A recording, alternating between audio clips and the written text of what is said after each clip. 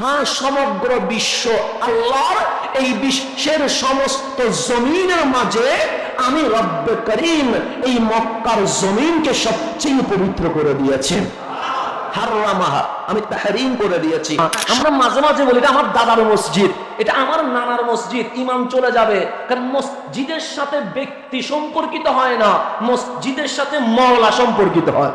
সবাই অবাক হয়ে বললেন, হাবিব জান্নাত তো বাদাল মওত, বাদাল হাসর, বাদাল কিয়ামত, জান্নাত যাব তো কিয়ামতের পরে, আর আপনি বলছেন এখন ধরো কামলিওয়ালা বলে পৃথিবীর সমস্ত মসজিদ একটা জান্নাত। সুতরাং তোমরা মসজিদে যখন যাবা দৌড়ায়া দৌড়ায়া চলে যাবে।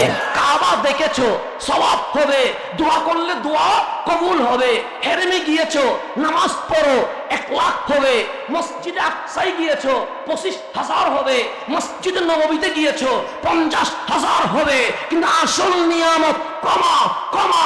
আমার মালিক বলছে, লাউ আন্নাহুম ইযলামু আনফুসাহুম জাউকা, আরে কমা যদি পাইতে চাও, মসজিদ নয়, মসজিদ নয়, কাবা নয়, কাবার কাবা, কামলিওয়ালার কদমে চলে যাও। হ্যাঁ, সমগ্র বিশ্ব আল্লাহর, এই বিশ্বের সমস্ত জমিনের মাঝে আমি রব্বে করিম এই মক্কার জমিনকে সবচেয়ে পবিত্র করে দিয়েছি। হারামাহা, আমি তাহরিম করে দিয়েছি, সম্মানিত করে দিয়েছি। যত জমিন আছে সেই জমিনের মধ্যে মক্কার জমিন সবচেয়ে দামি, এর চেয়ে বড় দামি এই জমিনে আর কিছুই নাই। এরপর আসেন হাদিসে নববী, যেটা বুখারী শরীফে আছে। সাইয়্যিদুনা আবু যর রাদিয়াল্লাহু তাআলা আনহু উনি বলছেন, কুলতু, আমি আবু যর বললাম, ইয়া রাসূলুল্লাহ আইয়ু মসজিদিন উদিয়া ফিল আরদি আউওয়ালা, হাবিব আপনি বলেন সর্বপ্রথম এই জমিনে কোন মসজিদ প্রতিষ্ঠা হয়েছে আপনি একটু জানিয়ে দেন। কলা, আমার রাসূল ইরশাদ করেন, আল মসজিদুল হারাম, এই খানায়ে কাবার যে মসজিদ, এই মসজিদে হেরেম সর্বপ্রথম প্রতিষ্ঠা হয়। তারপর সাইয়্যিদুনা আবু যর বলেন, সুম্মা আই, এরপর কোনটা? কলা, আমার কামলিওয়ালা বললেন, আল মসজিদুল আকসা, এরপর মসজিদে আকসা প্রতিষ্ঠিত হয়। সাইয়্যিদুনা আবু যর বললেন, আমি বললাম, কাম কানা বাইনাহুমা, এই দুইটা মসজিদ, সর্বপ্রথম বাইতুল্লাহ তথা মসজিদে হেরেম, এরপর মসজিদে আকসা যেটা ফিলিস্তিনের মধ্যে আছে। এরপর আমি জিজ্ঞেস করলাম, এই দুইটার মাঝে গ্যাপ কতটুকু, কয় বছর গ্যাপে গ্যাপে হয়েছে? তখন কামলিওয়ালা বলেন, আরবাউনা সানা, সর্বপ্রথম বাইতুল্লাহ মসজিদে হেরেম হওয়ার পর ঠিক 40 বছর পর ফিলিস্তিনের জমিনে মসজিদে আকসা হয়ে গেছে। তাহলে প্রথম মসজিদ মসজিদে হেরেম, দ্বিতীয় মসজিদ মসজিদে আকসা। এরপর সকল নবীরা ওনাদের মন চলে মসজিদ বানিয়েছেন। এরপর আমার কামলিওয়ালা মদিনায় আসলেন, মসজিদে কোবা বানিয়েছেন। এরপর কামলিওয়ালা মদিনাতুল মুনাওয়ারাল মাসকানে আসলেন, মসজিদে নববী বানিয়েছেন। একটু গভীরভাবে যদি খেয়াল করেন, সর্বপ্রথম মসজিদে হেরেম হয়েছে, এরপর হয়েছে মসজিদে আকসা। তাহলে সর্বপ্রথম খানায়ে কাবা যিনি প্রতিষ্ঠা করেছেন উনি তো আল্লাহ। এরপর জমিনে এসে যিনি ভিত্তি প্রস্তর করেছেন উনি আদম আলাইহিস সালাম। এর ঠিক 40 বছর পর বাবা আদম ফিলিস্তিনের জমিনে মসজিদে আকসা প্রতিষ্ঠা করে দিয়েছেন। তা আমরা জানি এই মসজিদে নামাজ পড়লে যেই সওয়াব হবে প্রতি রাকাতে, মসজিদে হেরেমে গেলে 1 লক্ষ সওয়াব বেশি দেওয়া হবে। কথা ঠিক না? আজকে জুমার নামাজ আমরা পড়ব, 1 রাকাতে মালিক যেই সওয়াব দিবে, আর যারা মসজিদে হেরেমে পড়ছে আজকের জুমা, তারা আজকে আমাদের চেয়ে প্রতি রাকাতে 1 লক্ষ সওয়াব বেশি পেয়ে যাবে। কথা ঠিক না? এরপর মসজিদে আকসায় 25,000। কিন্তু আজকে যারা প্রশ্ন তুলছে যে যদি মদিনায় যেতে হয় তাহলে মসজিদের নববীতে যাইও, মসজিদে নববীর নিয়ত করিও, কিন্তু রওজার জিয়ারতের নিয়ত করিও না। তো মসজিদে নববীর নিয়তে গিয়েছো, যদি সুযোগ হয় রওজায় একটা সালাম দিলে দিবা, না দিলে কোনো দরকার নাই, কারণ এটা হজের কোনো অংশ নয়। তো একটা জিনিসটা মনে রাখবেন, মসজিদে হেরেমে গেলে এক রাকাত সমান 1 লক্ষ, মসজিদে আকসায় গেলে 1 রাকাত সমান 25,000। আর আমার রাসূল বলেন মসজিদি, হাদিস খুলেন, মসজিদি, মসজিদ মানে মসজিদ, মসজিদি মানে আমি নবীর মসজিদ। যেমন এটা মসজিদ, যদি বলি আমার মসজিদ ঈমান চলে যাবে। সেজন্য মসজিদ ওয়াকফ করতে হয়, ওয়াকফ করে দিতে হয়। কেন? মসজিদ ব্যক্তির হয় না। আমরা মাঝে মাঝে বলি এটা আমার দাদার মসজিদ, এটা আমার নানার মসজিদ, ঈমান চলে যাবে। কারণ মসজিদের সাথে ব্যক্তি সম্পর্কিত হয় না, মসজিদের সাথে মওলা সম্পর্কিত হয়। কথা ঠিক না? কারণ মসজিদকে কি বলা হয়? বাইতুল্লাহ। বাইতুল্লাহ মানে কার ঘর? আল্লাহর ঘর। সেজন্য আল্লাহর হাবিব বলছে তোমরা জান্নাতে দৌড়ায়া দৌড়ায়া যাও, দৌড়ায়া। এমনি রাসূল অর্ডার করেছেন হাঁটবে ধীর গতিতে, মানে স্পিডে দৌড়ায়া হাঁটিও না, কারণ দৌড়ানোটা ভালো নয়। কিন্তু যখন মসজিদের কথা আসছে রাসূলের আরবি হচ্ছে দৌড়ায়া দৌড়ায়া যাও। সবাই বললেন হাবিব আপনি তো বললেন বেশি স্পিডে যাওয়াও ভালো না, বেশি ধীর গতিতে যাওয়াও ভালো না, মিডলে থাকা ভালো, আল ওয়াসতিয়া ভালো। কিন্তু হঠাৎ বললেন দৌড়ায়া যেতে। যাব কোথায়? কামলিওয়ালা বলে ইলাল জান্নাহ, জান্নাতে যাবা। সাহাবায়ে کرام অবাক হয়ে গেছে, দুনিয়াতে আবার জান্নাত পাবো কই, দৌড়ায়া যাব কেমনে? সবাই অবাক হয়ে বললেন হাবিব জান্নাত তো বাদাল মউত, বাদাল হাসর, বাদাল কিয়ামত, জান্নাত যাব তো কিয়ামতের পরে, আর আপনি বলছেন এখন দৌড়বো। কামলিওয়ালা বলে পৃথিবীর সমস্ত মসজিদ একটা জান্নাত, সুতরাং তোমরা মসজিদে যখন যাবা দৌড়ায়া দৌড়ায়া চলে যাও। সেজন্য মসজিদ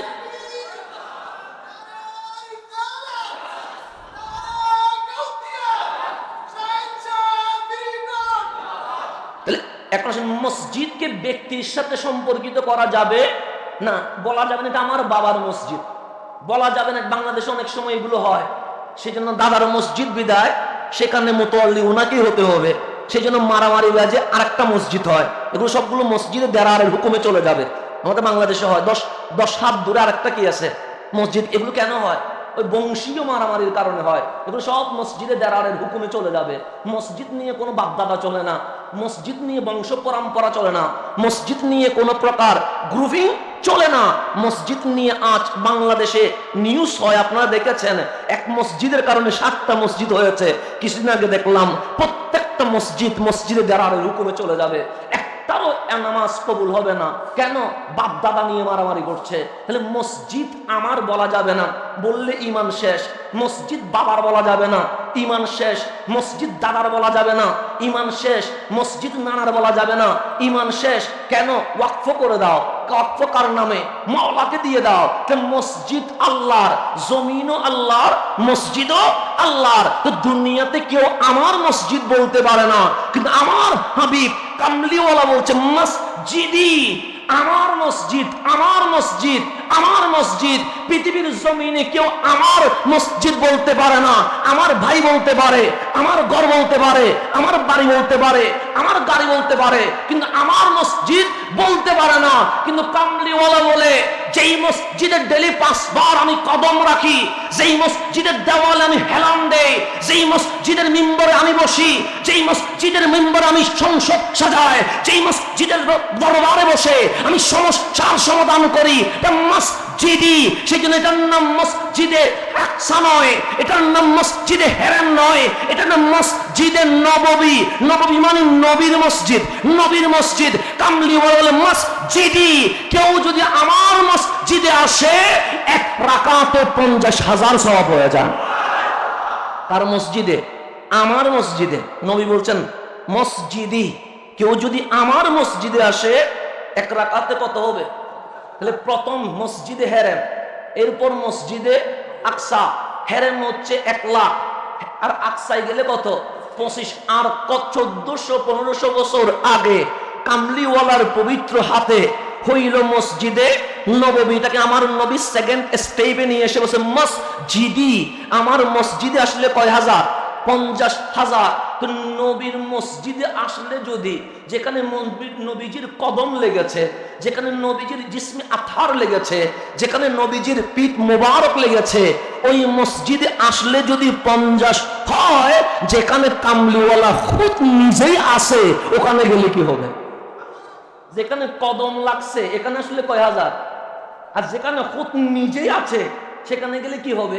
তো একটা জিনিস মনে রাখবেন, আমি একটা জিনিস বলি, গাড়ি এটা রব্বুল আলামিনের নিয়ামত, বাড়ি এটা রব্বুল আলামিনের নিয়ামত, চাকরি আমার আল্লাহর নিয়ামত, ব্যবসা আমার আল্লাহর নিয়ামত, আমি নিঃশ্বাস নিচ্ছি নিয়ামত, আমি চোখে দেখছি নিয়ামত, আমি হাত পা নাড়ছি নিয়ামত, আমি জিকির করছি নিয়ামত, আমি মসজিদে আসছি নিয়ামত, আমি নামাজ পড়ছি নিয়ামত। এক কথায় আমার সামনে পিছনে ডানে বামে উপরে নিচে যা দেখছি যা দেখছি না, যা চলছে যা চলছে না, যা অনুধাবন করছি যা অনুধাবন করতে পারছি না, সকল কিছু কার নিয়ামত? এটা অস্বীকার করার কোনো সুযোগ আছে? নাই। তাহলে নিয়ামত দিয়েছেন কে? এখন শুকরিয়া করতে হবে কার? সেই জন্য কোরআন শুরু হয়েছে আলহামদুলিল্লাহ। শুকরিয়া করব কার? একটা জিনিস মনে রাখবেন, গাড়ি নিয়ামত, বাড়ি নিয়ামত, সংসার নিয়ামত, পোলাপাইন নিয়ামত, আমার যা আছে সবকিছু নিয়ামত। কিন্তু একটা জিনিস মনে রাখবেন, এগুলো সবগুলো বোনাস। এগুলো সব কি?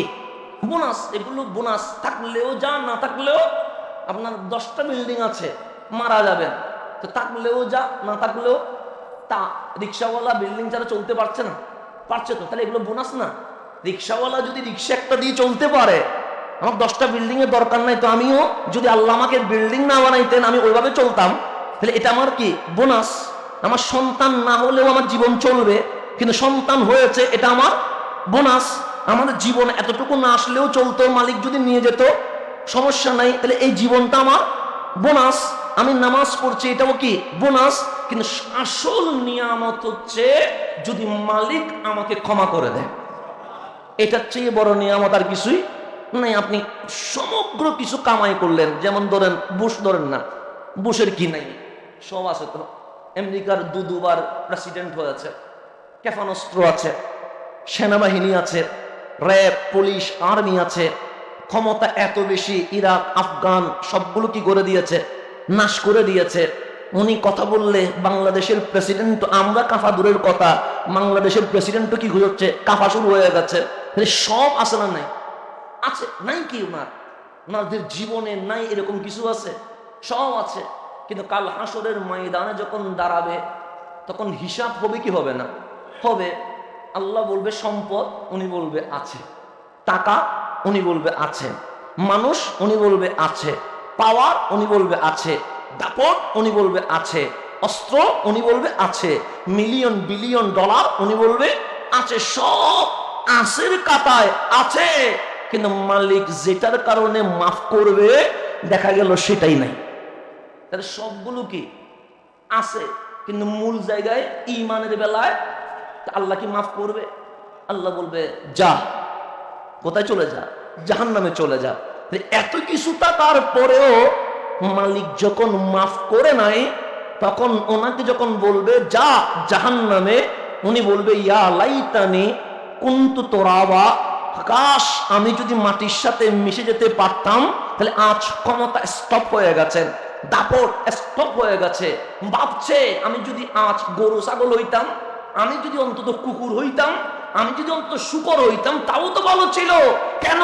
আমি মাটির সাথে মিশে যাইতাম। ইয়া লাইতানি কুনতু তুরাবা, আমি মাটির সাথে মিশে যাইতাম। তাহলে আল্লাহ সব দিয়েছে, কিন্তু ক্ষমা করে নাই। ক্ষমা না করা, এটাকে আফসোস করে কোরআন বলছে।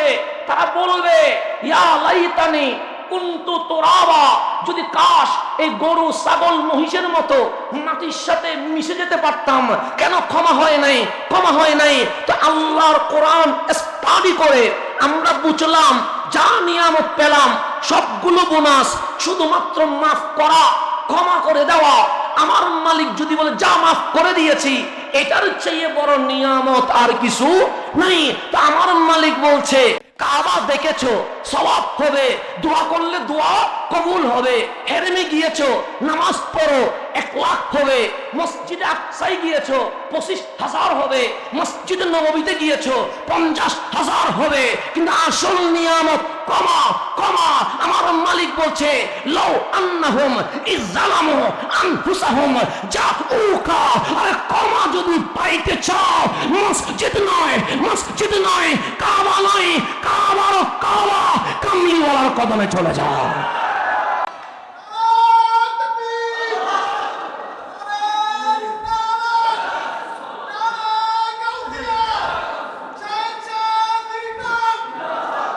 তাহলে সওয়াব পাইতে মসজিদে, সওয়াব মানে বোনাস। আর কি সওয়াব মানে কি? বোনাস। সওয়াবকে কি বলে? ঈদ গেল, বোনাস পাইছেন না? বোনাস পাইছেন, তো এটা হচ্ছে বোনাস বলে।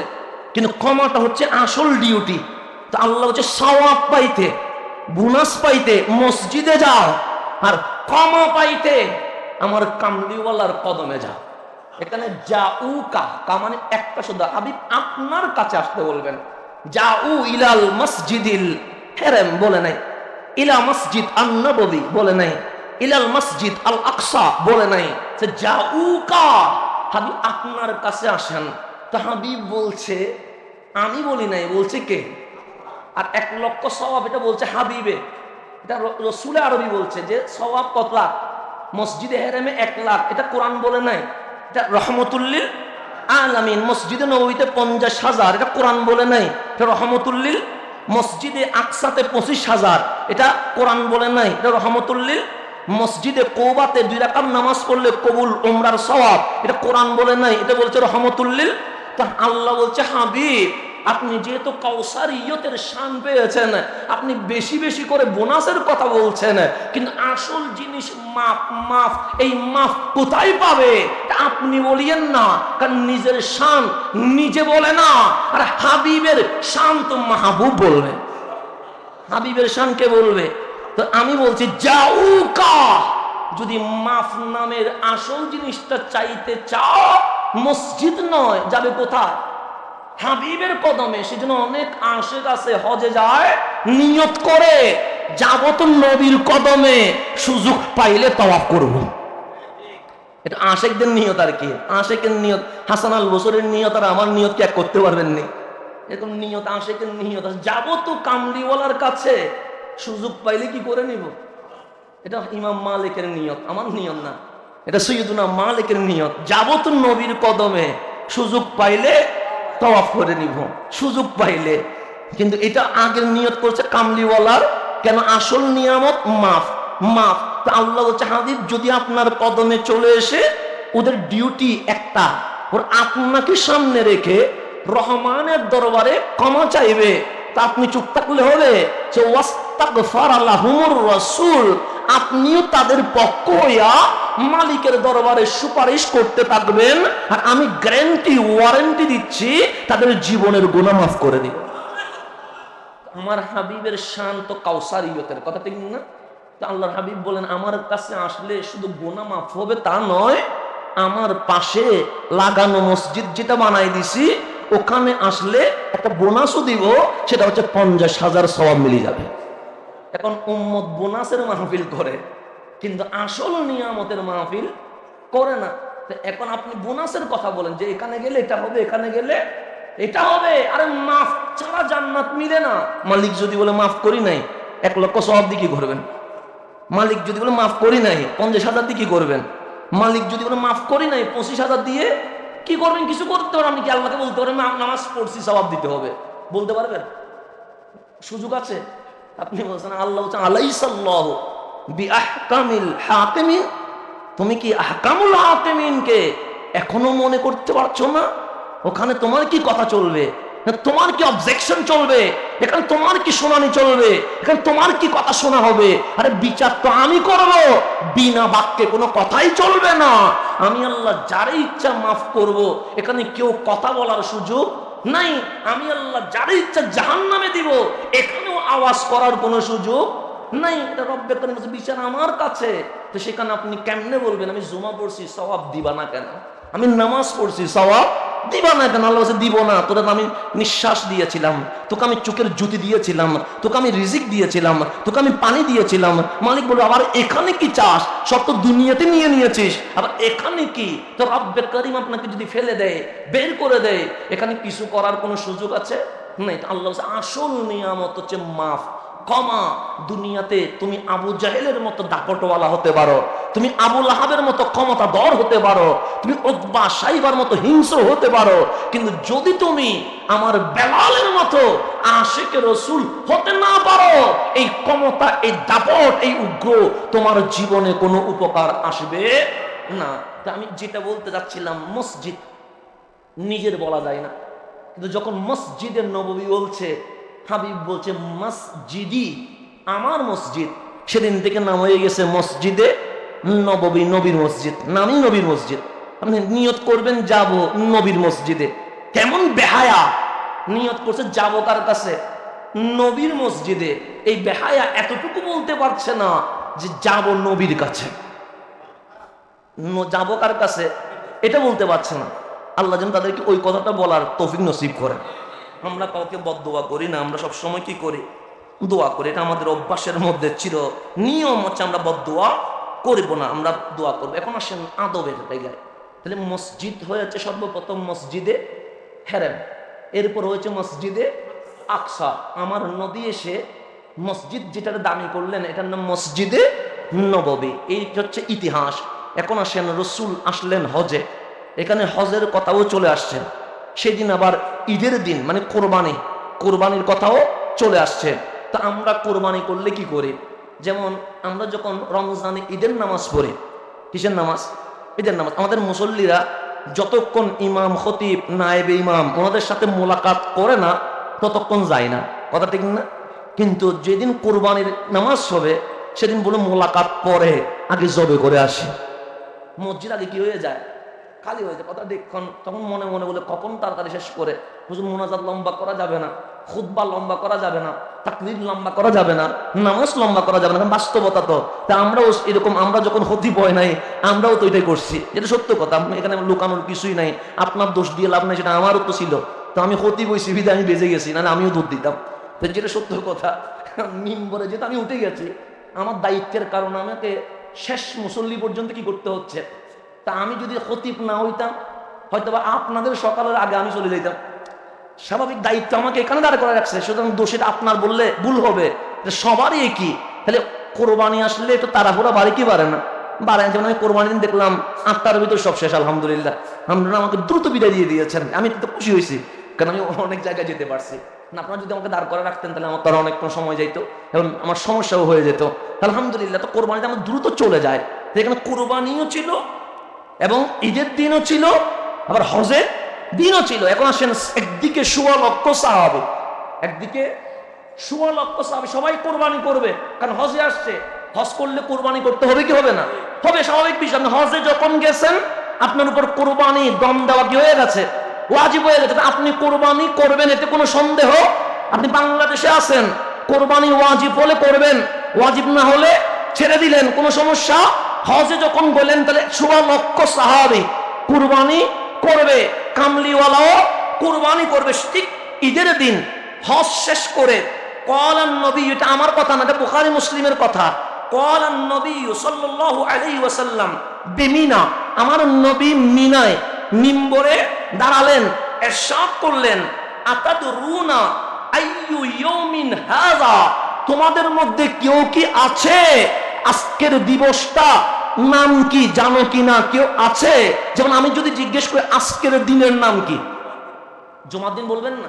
আর উল্টা আমারা বলবেন এটা মনে পাগল হয়ে গেছে কিনা, জোহরের নামাজ না পড়ে মসজিদে খুতবা দিচ্ছে আর জিজ্ঞেস করছে আতাদরুনা আইয়ু ইয়াউমিন হাযা, তোমরা কি জানো আজকের দিবসটার নাম কি?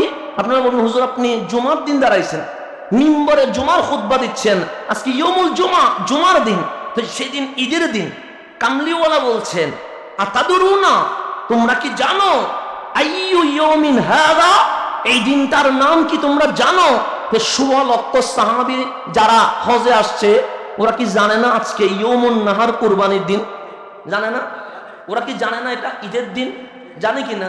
জানে। ওরা কি জানে না জিলহজের 10 তারিখ? জানে না?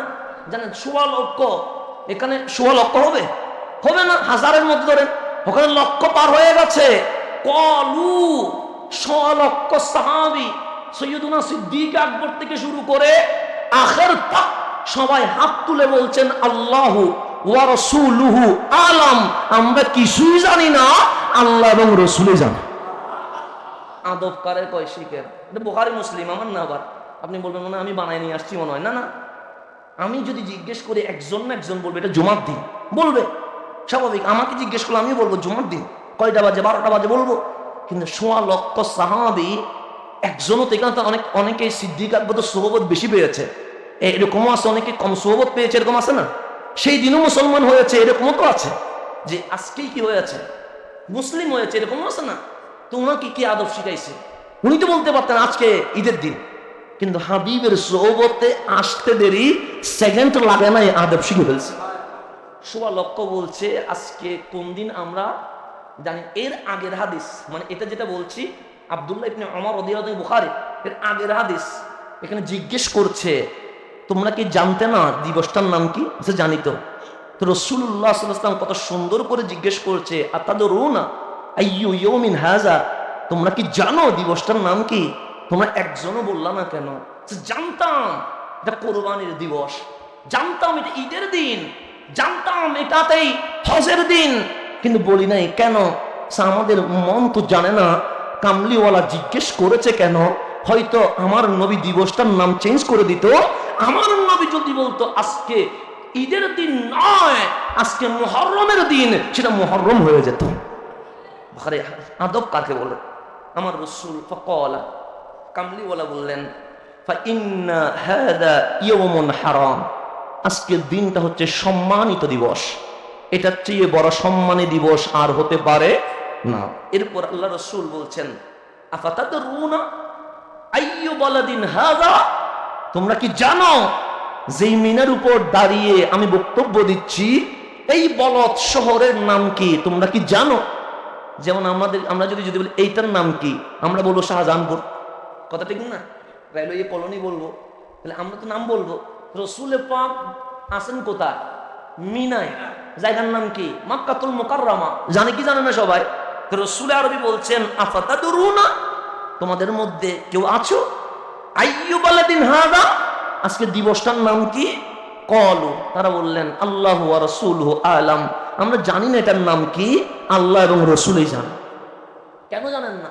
কোরআন তো বলছে, আপনি জানবেন না কেন? কোরআন বলছে। কোরআন কি বলছে? কোরআনের মধ্যে কোরআন নিজে বলছে যে এই ইন্না আউওয়ালা বাইতিন উদিয়া লিন-নাসি লাল্লাযী বিবাক্কা, বিবাক্কা, কোরআন বলছে প্রথম ঘর যেটা মানুষের জন্য বানানো হয়েছে এটা বিবাক্কা, জায়গার নাম বাক্কা, যেটাকে আমরা মক্কা বলছি।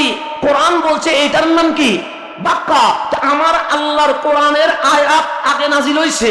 কামলিওয়ালা জিজ্ঞেস করছে পরে কখন? বিদায় হচ্ছে, আগে নাজিল হওয়া। আল্লাহ বলছে এটার নাম বাক্কা। তো সাহাবায়ে কেরামকে বলছে আইয়ু বালাদিন হাযা, এই শহরের নাম কি? তো একজনও তো বলতে পারতো হাবিব কোরআনে এটাকে বাক্কা বলেছে, এটার নাম বাক্কাতুল মুকাররমা, বলতে পারতেন। এটার নাম বাক্কা আশ-শরীফা, বলতে পারতেন, কিন্তু কেউ বলে নাই। বলছে আল্লাহু ওয়া রাসূলুহু আলাম, আল্লাহ এবং তোমার হাবিব ভালো জানে। কেন? যদি আমরা বলতাম বাক্কা, হাবিব যদি বলতেন না না এটার নাম বাক্কা নয়, এটার নাম মদিনা, সেদিন থেকে এটা মদিনা হয়ে যেত। আকীদা কারে কয়? আকীদা। আপনি আকীদা নেন।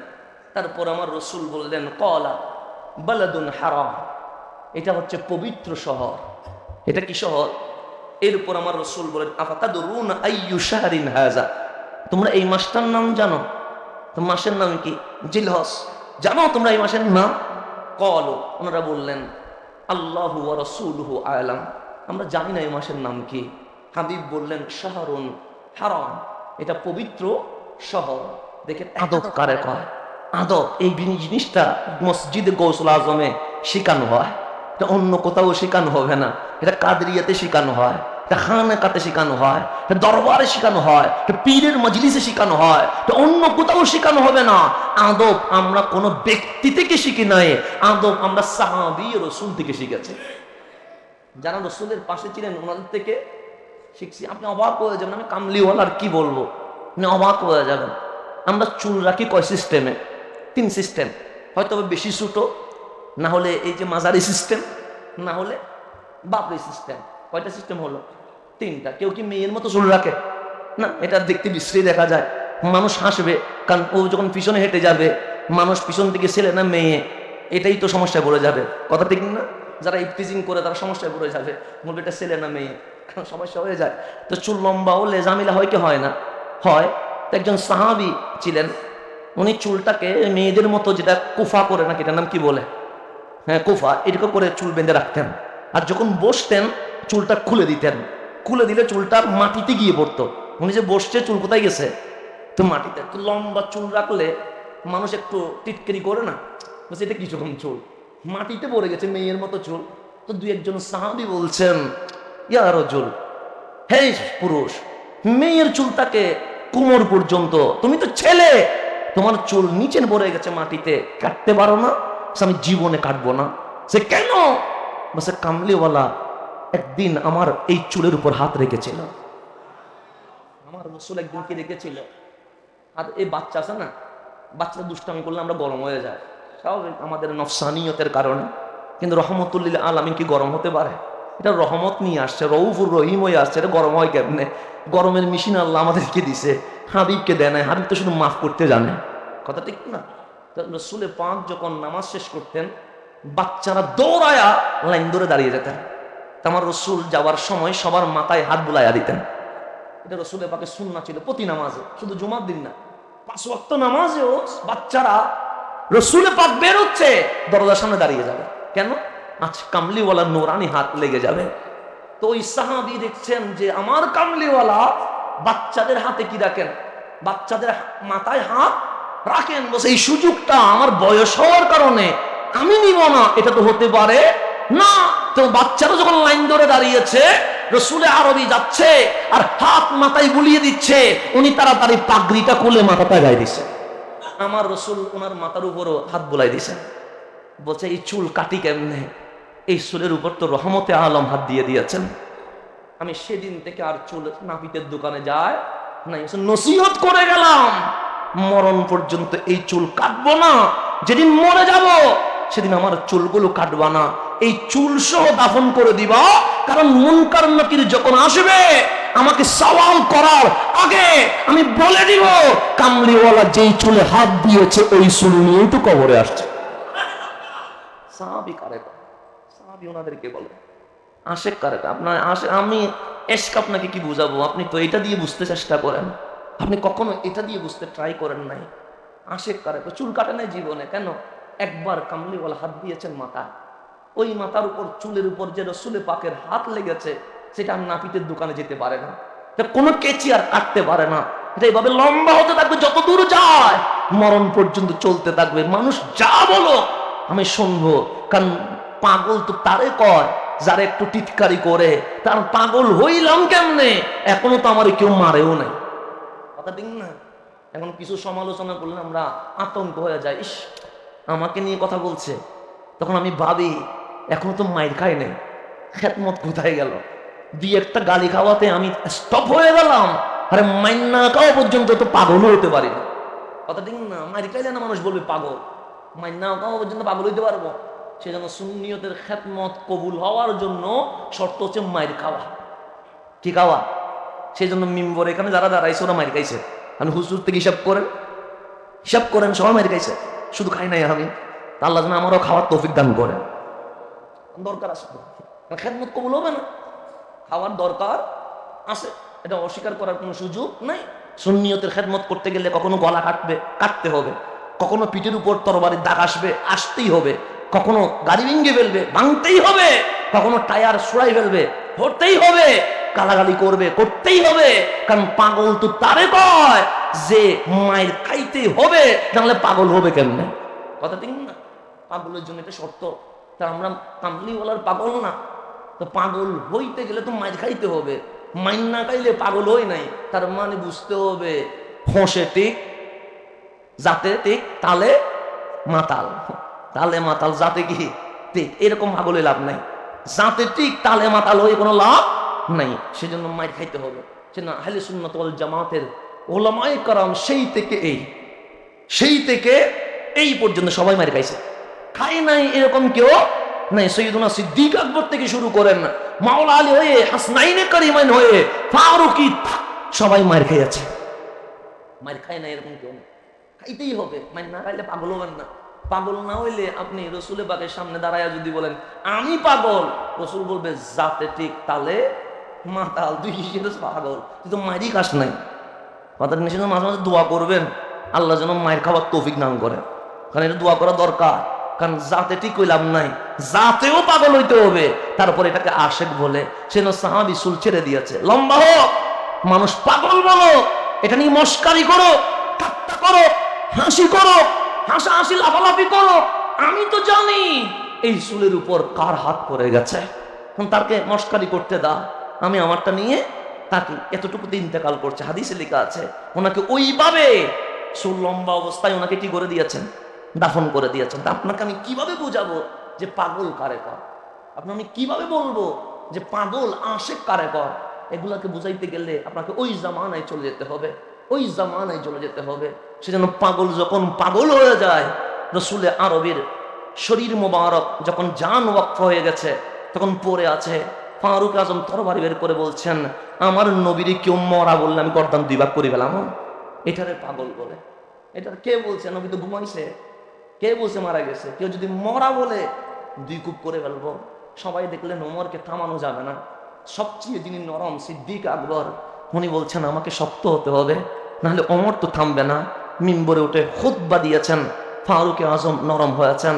আশেক তো তারে কয়, আশেক তো তারে কয় এমন পাগল হতে হবে যেই পাগল শুধু মাইর খাবে, মাইর না কইলে সাথে পাগল বলে না। সেই জন্য সাহাবায়ে কেরাম এরকম পাগলামি করেছে। কেউ চুল লম্বা করে দিয়েছেন, কেউ ওই নবীজির ড্রেসটা রেখে দিয়েছেন, কেউ রসুলের নখ মোবারক রেখে দিয়েছেন, কেউ রসুলের দাড়ি মোবারক রেখে দিয়েছেন, কেউ রসুলের চুল মোবারক রেখে দিয়েছেন। রসুল যে পাত্রে পানি পান করেছে, আর সেই পাত্র যখন মা আয়েশার ঘরে, তখন মানুষ লাইন ধরেছে। আম্মা জান আয়েশা থেকে বলতেন, এই আম্মা জান, রসুল আরবি যেটাতে পানি পান করেছে ওই পাত্রটা একটু বাহির করে দেন, আমরাও পানি পান করে বরকত নিতে থাকবো।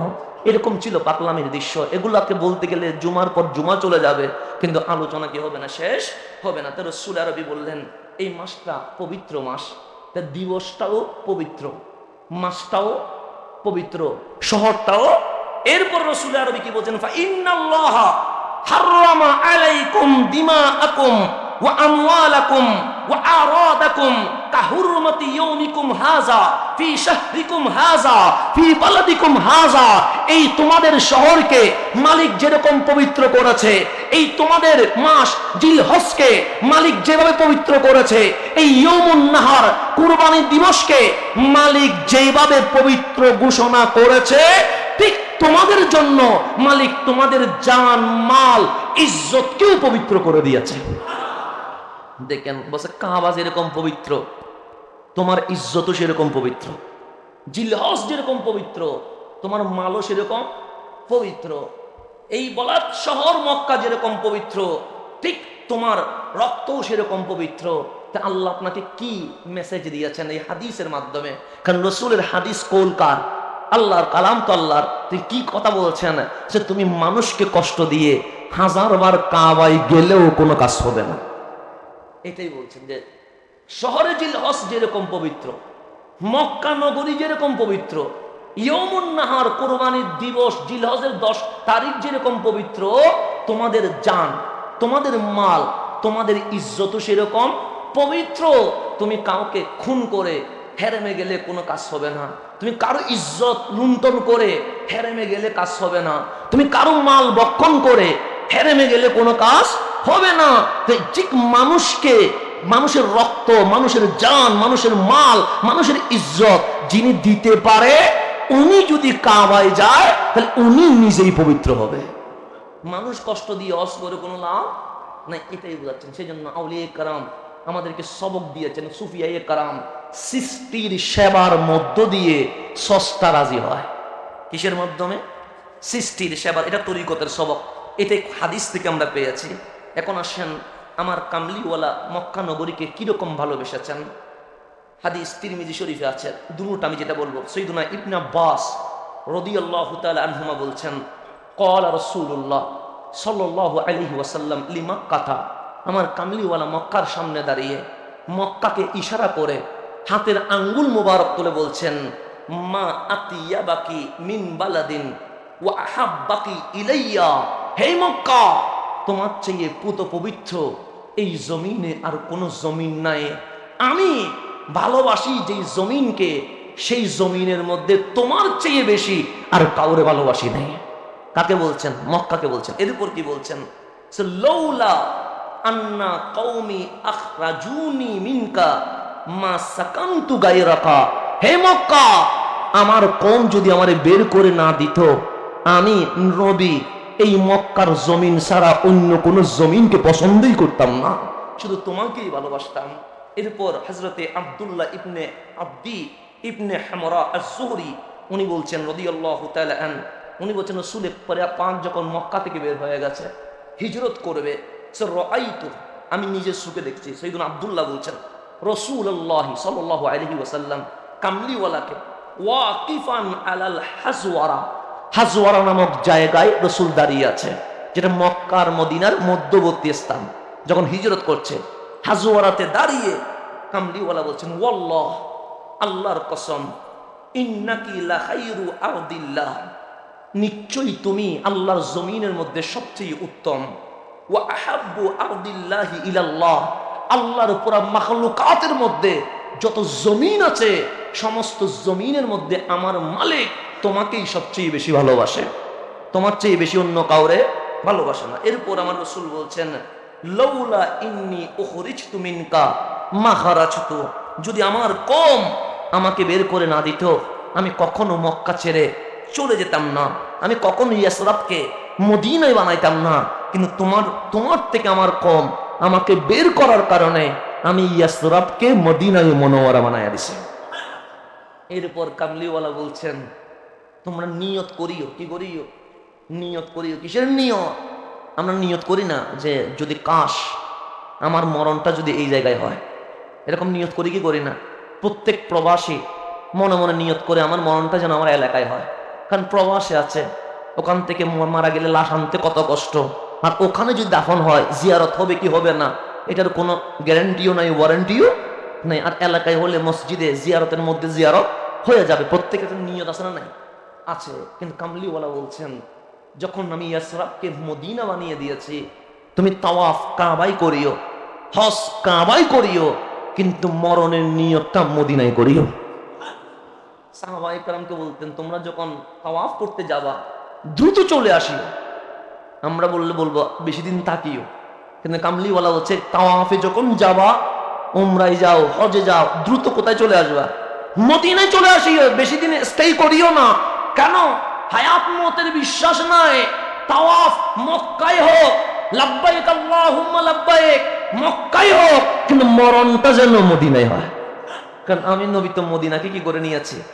বাছাই করে নিয়েছি। সেই জন্য যারা আসে তারা জান্নাতুল বকির মরণের কবিতা লিখে, লেখে না? লেখে। চাঁদপুরের মধ্যে মতলবের মধ্যে দরবার আছে, হযরতে মনজুর রিফাই তিনি দোয়া করেছিলেন যে আমার মরণ যেন কোথায় হয়? মদিনায় হয়, জান্নাতুল বাকিতে হয়। আশিক ছিল তো, ওলি ছিলেন তো, মরণ ঠিক ওখানে হয়ে গেছে। লিখেছেন বাংলাদেশে কবিতা, জন্ম কোথায়? বাংলা, তাকে কোথায়? বাংলা, কিন্তু কবিতা লিখেছেন মরণ যেন হয় কোথায়? মদিনায়। হজে গেছেন, ঠিক রহমানের দরবারে কবুল হয়েছেন, মরণ হয়েছেন ঠিক মসজিদে নববীর ওই জান্নাতুল বাকিতে ওনার দাফন হয়ে গেছে। তো সেই জন্য মরণ যেন কোথায় হয়? মদিনায় হয়। এটা হচ্ছে মানুষ কামনা করে, মানুষ কামনা করে। আপনি বলবেন আজকে তো এরকম পরিবেশ না, এটা ইমাম মাহাদি আসলে পরিবেশ, সাহাবায়ে কেরামের যে আশকানা পরিবেশ ছিল, এই পরিবেশ মদিনায় আবার চলে আসবে ইনশাআল্লাহ, আবার আসবে ইনশাআল্লাহ। সেই জন্য মরণ খুঁজবেন কোথায়? মদিনায়। হজ করবেন মক্কা, হজ করবেন কোথায়? তাওয়াফ করবেন মক্কায়। আর মালিকের কাছে মরণ খুঁজবেন মদিনায়, কামলিওয়ালার কদমের নিকট যেন মরণটা হয়। সেই জন্য এই মরণের দোয়া করবেন, মরণের দোয়া করবেন কোথায়? মদিনায়। একদিন মদিনায় বৃষ্টি হয়েছে, আমাদের মধ্যে বন্যা হয় না? এখন তো বন্যাটা আমাদের জন্য একটা ফ্যাশনেবল ডে হয়ে গেছে, বন্যা হওয়া এটা আমাদের নিয়ম নীতির মধ্যে হয়ে গেছে। তো মদিনায় বন্যা হয়েছে, এমন বন্যার পানি মসজিদের নববী হইয়ে রওজা মোবারকে চলে এসেছে। কোথায়? রওজা মোবারকে, যেটা বর্তমান আছে। রওজা মোবারকে বন্যার সাইলাবে আমার নবীর রওজা মোবারক, সৈয়দনা সিদ্দিক আকবর ফারুক আজমের রওজা মোবারক খুলে গেছে, মানে গর্ত হয়ে গেছে। কিসের? বন্যার পানির ঢেউর কারণে। এখন দেখতেছেন ওইখানে তিনটা তো আছে, আমার কামলিওয়ালার রওজা আছে, পাশে সৈয়দনা সিদ্দিক আকবর আছে, এর পাশে সৈয়দনা ফারুকে আজকে এমন গর্ত হয়ে গেছে একটা পা মোবারক দেখা যাচ্ছে। কি মোবারক? সবাই মনে করলেন এটা রহমতুল্লিল আলামিনের পা মুবারক, কদম মুবারক। সবাই চিল্লাচ্ছে, তাল আসো। রসুলের রওজা খুলে গেছে, কদমে পাক দেখা যাচ্ছে। চেহারার দিদার না হলেও অন্তত কদমটা দিদার করতে আসো। সবাই বীর জমালেন। কি জমালেন? বীর। কেন? কামলিওয়ালার কদমে পাক দেখা যাচ্ছে। একজন সাহাবী এসে ভালো করে দেখলেন, দেখে বলছেন, ওয়াল্লাহ, খোদার কসম, এটা আমার নবীর কদম না। কারণ আমি সিদ্দিক আকবরের কদমে পাকও চিনি, ফারুক আজমের কদমে পাকও চিনি, কামলিওয়ালার কদমে পাকও চিনি। আমি খোদার কসম করে বলছি, এটা ওমর ইবনুল খাত্তাবের কদমে পাক যে তোমরা দেখতে পাচ্ছ। এখন আমার কথা হচ্ছে, যিনি কামলিওয়ালার গোলামিয়তে নিজের জীবন ওয়াকফ করে দিয়েছে, ওনার কদমে পাক যদি ঘেমে যায়, ওখান থেকে যদি সুগন্ধ বের হয়, মুনিবের কি অবস্থা হবে? মুনিবটার কি অবস্থা হবে? ফারুক আজম তো এটা কি করতেন? এটাকে ঈর্ষা বলতে পারেন, হিংসা তো বলা যাবে না। সাহাবা একরামের শান, ঈর্ষা বললেন। নবীর গোলাম কথা বল, এটা পরিচয় দিতে কি করতেন? পছন্দ করতেন। উনি খুব পছন্দ করতেন যে আমি রসুলের পাকের গোলাম, এটা বলতে পছন্দ করতেন। এবং নিজেকে এত ছোটো করতেন যে ছোটোর কোনো কি হয় না, তুলনা হয় না। সিদ্দিক আকবরের যখন ওয়াফাত হয়ে গেছে, উনি খলিফা হিসেবে মিম্বরে উঠছেন, ঘোষণা করছেন আজ খলিফাতুর রসুল হিসেবে ওমর ইবনুল খাত্তাব জুমার তাকরির করবে। উনি ডাক দিয়ে বললেন, কি বলেছো? বলছে খলিফাতুর রসুল বলেছে। কাকে? বলছে ওমরকে। বলছে জীবনে এই শব্দ কখনো আর যেন ইউজ না হয়। আরে খলিফাতুর রসুল একমাত্র সিদ্দিকে আকবর, আর ওই আবু বকরের খলিফা হিসেবে আমি ওমর দাঁড়িয়ে আছে। খলিফাতুর রসুল এটা বলতে ভয় করতেন, রসুলের খলিফা, এই শব্দের একটা কি আছে, ওজন, এটা বলতে ভয় করতেন। কেন? ফারুক আজম কি খলিফাতুর রসুল হওয়ার যোগ্যতা রাখে না? রাখে তো। যার ব্যাপারে আমার রসুল বলছেন, নবুয়তের দরজা খোলা থাকলে আমার ওমর নবী হয়ে যেত। তো উনি কি খলিফাতুর রসুল হওয়ার যোগ্যতা রাখে না? রাখে, কিন্তু শব্দের ওজনের দিকে ভয় পাইছে। ওমর খলিফাতুর রসুল এই শব্দ ইউজ করবে না, ওমর রসুলের গোলাম এই শব্দ ইউজ করবে। এটা হচ্ছে, আপনাকে এরকম বলতে গেলে আমাদের সময় চলে যাবে। তাখানা এই কাবার ব্যাপারে হাসান আল বসরি বলছেন, আন-নাজরু ইলাল কাবা ইবাদাতুন, কাবার দিকে তাকিয়ে থাকা এটা ইবাদা। এটা কি? ইবাদা। ক্বালা রাসূলুল্লাহ সাল্লাল্লাহু আলাইহি ওয়াসাল্লাম, কামলিওয়ালা বলছেন, মান নাযারা ইলা বাইতিল্লাহি ঈমানান ওয়া ইহতিসাবান ওয়া তাসদীকান, যে ব্যক্তি ঈমানে সওয়াব পাওয়ার আশা, দৃঢ় বিশ্বাসে খানায়ে কাবার দিকে তাকিয়ে থাকবে, কিছু করে নাই, শুধু কার দিকে তাকায় আছে? আল্লাহর ঘরের দিকে তাকায় আছে। ওই মুহাব্বতের কারণে মালিক আগের এবং পিছের সমস্ত জীবনের গুনাহ মাফ করে দিবে। আর হাসরের জীবনে যখন আমরা নফসি নফসি করব, তখন আমার মালিক তাকে আমিনিন, যারা নিরাপদ, যারা আরশের নিচে ছায়া পাবে, ওনাকে আরশের নিচে এনে আমিন বানিয়ে ফেলবেন। তারপর হাসান আল বসরি বলছেন, মান নাজারা ইলা বাইতি নাজরাতান, হাসান বসরি বলেন, রাসূলের পাক ইরশাদ করেন, মান নাজারা ইলাল বাইত, যিনি আল্লাহর ঘরের দিকে তাকিয়ে আছেন, নাজরাতান মিন গায়রি তাওয়াফিন ওয়ালা সালাতিন, তাওয়াফও করছে না, নামাজও এমনিতে কি করে আছেন, কাবার দিকে তাকিয়ে আছে। বলছেন, কানা ইনদাল্লাহি আজ্জা ওয়াজাল আফদালা মিন ইবাদাতি সানাতিন বিগাইরি মক্কা সাইমান ওয়া কাইমান ওয়া রাকিয়ান ওয়া সাজিদান। সে মক্কার বাইরে এক বছর নামাজ পড়ছে, রুকু করছে, সিজদা করছে, লাগাতার রোজা রাখছে, ওই ব্যক্তি মাওলার কাছে যেই রকম ঠিক একটা লম্হা যে খানায়ে কাবার দিকে তাকিয়ে আছে, সে মালিকের কাছে ওই পর্যায়ে পৌঁছে গেছে। তারপর আমার কামলিওয়ালা বলছেন, আন-নাজরু ইলাল বাইত ইবাদা, খানায়ে কাবার দিকে তাকানো এটা কি? ইবাদা। মান নাজারা ইলাল কাবা ঈমানান ওয়া তাসদীকান খারাজা মিনাল খাতায়া কায়াউমি ওয়ালাদাতহু উম্মুহু, যে খানায়ে কাবার দিকে ঈমানের সাথে সওয়াব পাওয়ার আশায় তাকিয়ে থাকবে, সে ওই রকম শিশুর মতো যে মায়ের পেট থেকে জন্ম নিলে যেরকম মাসুম হয়ে যায়, সেও সেই রকম মাসুম হয়ে যায়। এটার নাম হচ্ছে বাইতুল্লাহ। তো রব্বে করিম আমাদেরকে বাইতুল্লাহর বারবার জিয়ারত করার তৌফিক নসিব করুক। বাস আমার কথাকে শেষ দিকে নিয়ে আসতে হচ্ছে। আমার অনেক আলোচনা জমা হয়ে আছে, এগুলো বলতে গেলে আরো 2-3 জুমা লাগবে। আমরা আপাতত জিলহজ হিসেবে আজকে এখানে আমরা মুলতবি ঘোষণা করব, যেহেতু আগামী জুমা বছরের শেষ জুমা, তারপর মুহররম শুরু হবে, সেই সময় আমাদের শেষ জুমায় যেভাবে তাকরীর করা উচিত সেইভাবে করতে হবে। সেই জন্য আমি আজকে 2-1 মিনিটের মধ্যে এটাই বলছি। খানায়ে কাবার মধ্যে হাজরে আসওয়াদ আছে না নাই? আচ্ছা, এইটাই কথা বলে শেষ। আমার কামলিওয়ালা বলছেন না, ক্বালা রাসূলুল্লাহ বলেছেন নাযালাল হাজরুল আসওয়াদ মিনাল জান্নাহ। হাজরে আসওয়াদ এটা কোনো দুনিয়ার পাথর নয়, এটা কোত্থেকে আসছে? জান্নাত থেকে। সো হুয়া আশাদ্দু বায়াদাম মিনাল লাবান। দুধ যেরকম সাদা, এর চেয়েও আরো বেশি কি ছিল? সাদা ছিল। কোনটা? হাজরে আসওয়াদ। এরপর আমার আল্লাহর হাবিব বলেন ফাসাওয়াদাতহু খাতায়া বনি আদম। এই আদম সন্তান যখন খানায়ে কাবায় যাওয়া শুরু করছে, এই বনি আদমের গুনাহ যখন ওই সাদা পাথরে লাগছে, গুনাহগুলো চুষতে চুষতে এই হাজরটা ছিল আবিয়াত সাদা হয়ে গেছে, হাজরে আসওয়াদ সম্পূর্ণ কালো হয়ে গেছে। তা আল্লাহ রাসূল বলছেন ইস্তামতাউ মিন হাযাল হাজরিল আসওয়াদ। হাজরে আসওয়াদ থেকে ফায়দা হাসিল করো। কি করো? কেন? বসে কাবলা আন ইউরফা, এটাকে তুলে নেওয়ার আগে। তাহলে এই পাথর আজ জমিনে থাকবে না, যে কোনো সময় উঠে আনবে। কেন?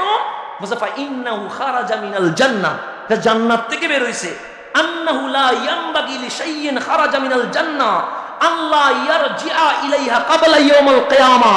এটা যতদিন থাকবে ততদিন কিয়ামত হবে না, আর এটা থাকলে কিয়ামত হওয়া সম্ভব না। কারণ জান্নাতের জানিস দুনিয়ায় থাকলে কিয়ামত হবে কেমনে?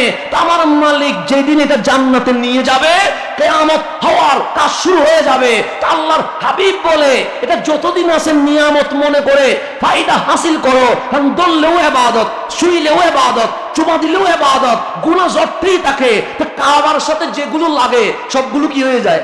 দামি হয়ে যায়। এরকম বলতে গেলে যে রুকনে ইয়ামানি আছে, তারপর মাকাম ইব্রাহিম আছে, কামলিওয়ালা বলছেন এগুলো ইয়াকুত পাথর। কিসের? জান্নাতের। সে এতটুকু নূর ছিল যে আল্লাহ নূরটাকে চুবাইয়া দিয়েছেন। যদি আল্লাহ নূরটা দমিয়ে না দিতেন, এটা পুরো বিশ্বকে আলোকিত করে রাখতো। তো এই পাথরগুলো উঠে যাবে। সেই জন্য আল্লাহর হাবিব বলেন নিয়ামত থাকতেই কদর করো, কারণ দাঁত থাকতেই আমরা দাঁতের মর্যাদা বুঝি না। মালিক বলছে হাজরে আসওয়াদ থাকতে হাজরে আসওয়াদের মর্যাদা দাও, মাকাম ইব্রাহিম থাকতে মাকাম ইব্রাহিমের মর্যাদা দাও, রুকনে ইয়ামানি থাকতে রুকনে ইয়ামানির মর্যাদা দাও। তে আল্লাহর ঘর বাইতুল্লাহকে এইভাবে দামি করেছেন আমার কামলিওয়ালা রহমতুল্লিল আলামিন। আমার নবী বলেছেন কাবা, এটা কাবা হয়ে গেছে। আমার নবী বলেছেন ক্যাবলা, এটা ক্যাবলা হয়ে গেছে। আমার রসুল বলেন দেখা ইবাদত, এটা দেখা ইবাদত হয়ে গেছে। আমার রসুল বললেন এটাকে দেখলে গুনাহ মাফ হয়ে যায়, এটা গুনাহ মাফ হয়ে যাওয়া শুরু হয়ে গেছে। আমার রসুল যা বলেছেন প্রত্যেকটা গুণ খানায়ে কাবায় গুণান্বিত হয়ে গেছে। রব্বে করিম আমাদেরকে জীবনে একবার হলেও খানায়ে কাবার তাওয়াফ করার সুযোগ করে দিক, আমিন।